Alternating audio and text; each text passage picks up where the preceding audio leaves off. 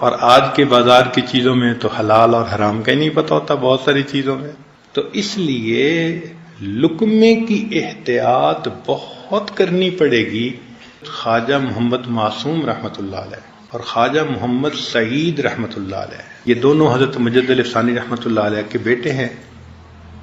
چھوٹے تھے، 6-7 سال عمر تھی، کھیل رہے تھے. حضرت مجد الف ثانی رحمۃ اللہ علیہ اپنی مسجد سے باہر تشریف لائے تو جب جوتوں کی جگہ پر پہنچے تو حضرت فرماتے ہیں کہ میں نے دیکھا کہ کچھ جوتے ایک سائڈ پر ترتیب سے پڑے ہیں اور کچھ دوسری سائڈ پر ترتیب سے پڑے ہیں. جب میں متوجہ ہوا تو مجھے یہ کشف ہوا کہ ادھر والے سعید ہیں اور ادھر والے شقی ہیں.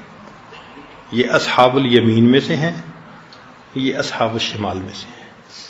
حضرت فرماتے ہیں میں کھڑا ہو گیا، یہ کس نے کیا ہے بھائی؟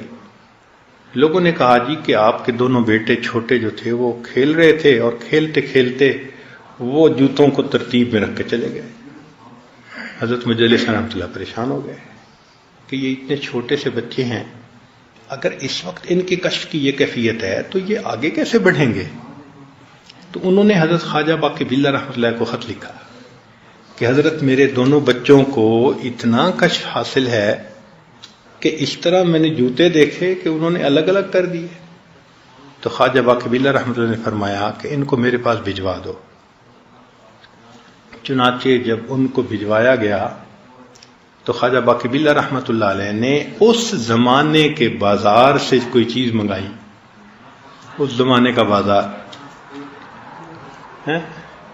بازار کی پکی ہوئی چیز منگائی اور دونوں بچوں کو کھلائی اور ان کا کشف ختم ہو گیا بازار کی چیز کھانے سے.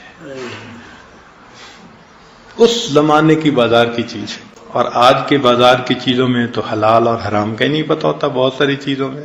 تو اس لیے لقمے کی احتیاط بہت کرنی پڑے گی اگر آپ اس ذکر کو سننا بھی چاہیں گے، ورنہ قلب بھی جاری ہو جائے گا، ثواب بھی مل جائے گا، سننے کی نعمت سے محروم رہیں گے. سننے کے لیے بالکل باطن کو صاف رکھنا پڑتا ہے. تو قلب کا جاری ہونا، اس کا پروسیس یہ ہے کہ پہلے حرکت ہوتی ہے، بہت لطیف، بہت جمیل اور بہت لذیذ.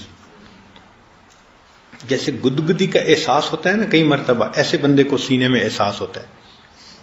اور بعض تو ایسے بھی حضرات گزرے کہ جنہوں نے کرتے کے نیچے رومال باندھتے تھے تاکہ وہ حرکت تھوڑی سی دب جائے اور میں وقت گزار لوں، ورنہ مشکل ہو جاتا تھا بیٹھنا. تو ایسا بھی کرنا پڑتا ہے.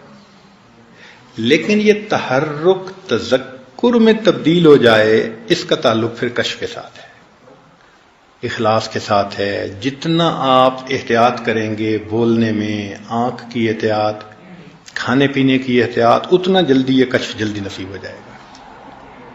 اب جب یہ کشف نصیب ہو گیا تو قلب جاری ہو گیا، تو آپ دن رات، صبح شام، کسی بھی وقت ہیں، کہیں بھی ہیں، مستقل ایک اللہ اللہ اللہ اللہ اللہ کی آپ کو آواز آتی رہے گی.